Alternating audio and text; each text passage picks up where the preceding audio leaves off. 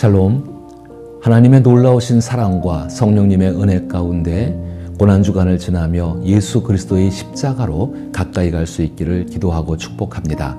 함께 읽고 묵상할 말씀은 누가복음 23장 27절로부터 31절 말씀입니다. 제가 읽어봅니다. 또 백성과 및 그를 위하여 가슴을 치며 슬피 우는 여자의 큰 무리가 따라오는지라. 예수께서 돌이켜 그들을 향하여 이르시되 예루살렘의 딸들아 나를 위하여 울지 말고 너희와 너희 자녀를 위하여 울라. 보라, 날이 이르면 사람이 말하기를 잉태하지 못하는 이와 해산하지 못한 배와 먹이지 못한 젖이 복이 있다 하리라. 그때에 사람이 산들을 대하여 우리 위에 무너지라 하며 작은 산들을 대하여 우리를 덮으라 하리라. 푸른 나무에도 이같이 하거든 마른 나무에는 어떻게 되리요 하시니라. 아멘. 저는 오늘 이 본문을 통하여서 예수님의 십자가 처형의 의미를 생각해 보고자 합니다. 고난주간의 금요일, 즉 성금요일을 맞이하였습니다. 기독교에서는 이날을 주 예수님께서 십자가에서 못 박혀 고난을 겪으시고 돌아가신 날로 기념합니다. 이에 오늘은 누가복음 23장 26절로부터 49절까지의 말씀을 묵상해 보시기를 권해드립니다. 또한 예수님의 죽음을 되새기며 일상의 오락을 잠시 멈추고 자신의 건강 상태에 맞게 가능한 범위 내에서 금식하는 것도 고난주간을 의미 있게 보내는데 도움이 될 것이라고 생각됩니다. 누가복음 23장 41절로부터 45절에서는 예수님께서 숨을 거두시는 장면을 간결하게 다음과 같이 기록하고 있습니다. 때가 제6시쯤 되어 해가 빛을 잃고 온 땅에 어둠이 임하여 제9시까지 계속하며 성소의 휘장이 한가운데가 찢어지더라. 예수께서 큰 소리로 불러 이르시되 아버지 내 영혼을 아버지 손에 부탁하나이다 하고 이 말씀을 하신 후 숨지시니라. 예수님을 사랑한 누가처럼 예수님은 우리에게 절대적인 사랑의 대상입니다. 사랑하는 이가 숨지는 모습을 마태, 마가, 누가, 요한 등 복음서 기자들이 그 마지막 모습을 기록하고 있습니다. 만약 예수님의 부활이 없었다면 사람들은 예수님의 죽음을 다양한 방식으로 미화했을 것입니다. 이는 사랑하는 이의 죽음이 가져다주는 극심한 스트레스에서 벗어나기 위해 인간의 뇌가 본능적으로 긍정적인 기억으로 바꾸려 하기 때문입니다. 그러나 복음서는 그 현장의 사실을 있는 그대로 전하며 예수님이 십자가 위에서 남기신 말씀과 죽음의 현장에서 있었던 일들을 함께 기록하고 있습니다. 이를 통해 예수님의 죽음이 지니는 의미를 전달하고자 하는 것입니다. 누가복음이 전하는 예수님의 죽음의 의미를 살펴보기 전에 누가복음 23장 26절로부터 49절까지의 내용을 간략히 정리하면 다음과 같습니다. 예수님께서 십자가에 못 박히기 위해 골고다로 향하실 때 많은 사람들은 예수님의 뒤를 따라가며 슬피 울었습니다.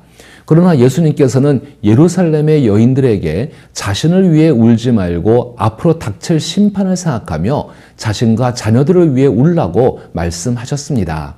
지금 예수님이 걷고 계시는 그 길은 예수님의 십자가 죽음이 단순한 처형의 길이 아니라 하나님의 심판과 구원의 역사 속에 놓여 있음을 일깨워 주신 것입니다. 예수님은 두 명의 죄수와 함께 해골이라 불리는 곳에 이르러 십자가에 못 박히셨습니다. 군인들은 십자가 위에 유대인의 왕이라는 죄패를 붙인 뒤 십자가를 세우고 그 아래에서 예수님의 옷을 제비 뽑아 나누고 예수님을 조롱했습니다. 사람들은 예수님께 자신을 구원해 보라고 비웃었고 함께 십자가에 달린 한 죄수도 예수님을 모욕했지만 다른 한 죄수는 예수님께 자신을 기억해 달라고 간청했습니다. 이에 예수님은 그에게 오늘 내가 너와 함께 낙원에 있으리라 라는 약속을 주셨습니다. 정오가 되자 온 땅에 어둠이 드리워졌고 해는 빛을 잃었으며 성전의 휘장이 위에서 아래로 찢어졌습니다. 예수님께서는 아버지께 자신의 영혼을 맡기시며 숨을 거두셨습니다. 이 장면을 지켜본 백부장은 예수님이 의로운 분임을 고백하며 하나님께 영광을 돌렸고 구경하던 무리들은 이 일이 평범하지 않음을 깨닫고 가슴을 치며 돌아갔습니다. 예수님을 따르던 이들과 갈릴리에서 온 여인들은 멀리 떨어져서 이 모든 일을 슬픔 속에 지켜보았습니다. 복음서 중 예수님의 최후 말씀을 가장 많이 기록한 복음서는 누가복음입니다.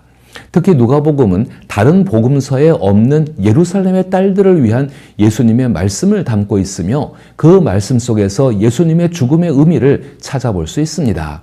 특히 31절에서 예수님께서 말씀하신 푸른 나무에도 이같이 하거든 마른 나무에는 어떻게 되리요? 라는 말씀에 주목할 필요가 있습니다. 푸른 나무는 생명력이 넘치는 살아있는 나무를 의미하며 마른 나무는 이미 죽은 나무를 가리킵니다. 살아있는 푸른 나무가 사람들에 의해 벌목되어 잘리면 목재로 사용하기 위해 건조 과정을 거쳐 다루기 쉬운 재료가 됩니다. 그리고 필요 없을 때는 언제든지 버리거나 불태워집니다. 예수님께서 골고다로 올라가실 때 슬퍼하는 사람들에게 푸른 나무와 마른 나무를 대비시키며 가장 암울한 말씀을 전하십니다. 그 말씀 중 푸른 나무에도 이같이 하거든 마른 나무에는 어떻게 되리요? 라는 구절에는 누가복음이 전하고자 하는 십자가의 깊은 의미가 담겨 있습니다. 이 의미를 생각하고자 한다면 만약 사람들이 자신의 목적과 용도를 위해 생명력 있는 푸른 나무를 가차없이 베어낸다면 이미 마른 나무에 대해서는 어떤 일이 벌어질지를 생각해 보는 것입니다.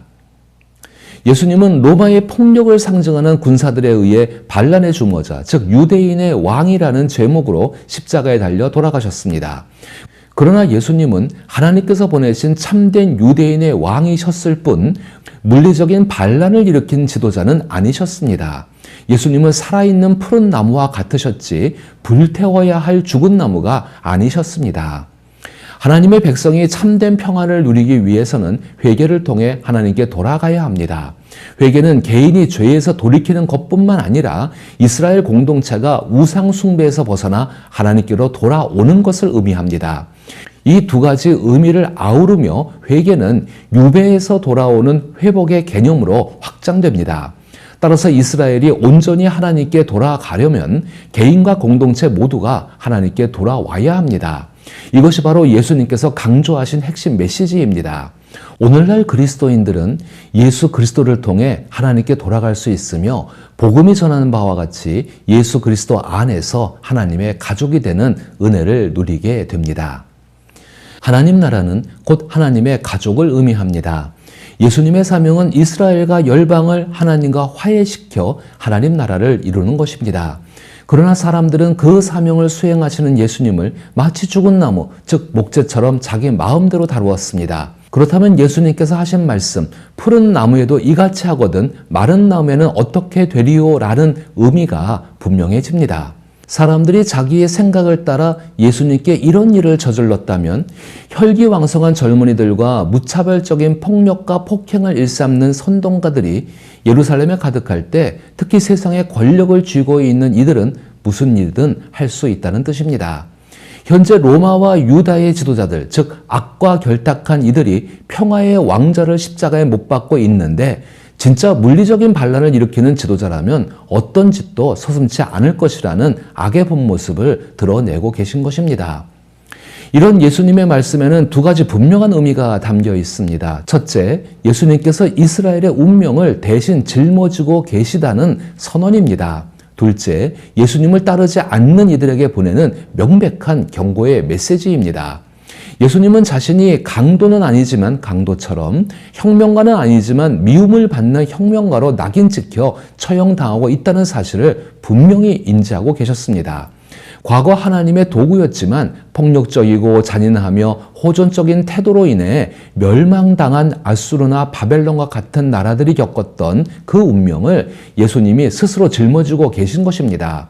예수님은 손에 칼을 든 적이 한 번도 없지만 칼로 일어선 자는 칼로 망한다는 인과응보의 법칙을 몸소 받고 계신 것입니다. 이러한 예수님의 모습을 본다면 스스로 심판하고 복수하려는 모든 욕망과 악을 반드시 버려야 할 것입니다. 더욱이 예수님께서는 회개하지 않는 예루살렘과 그 주민들에게 임할 모든 재앙이 십자가를 통해 자신에게 이루어지고 있음을 보여주십니다. 다시 말해 한 사람이 많은 죄를 대신 짊어지고 계신 것입니다.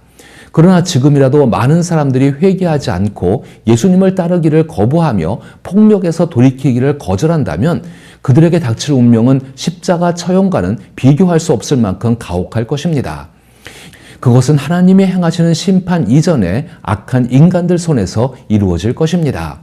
역사를 통해 예루살렘 그리고 로마에게 내려진 심판이 바로 그러했습니다.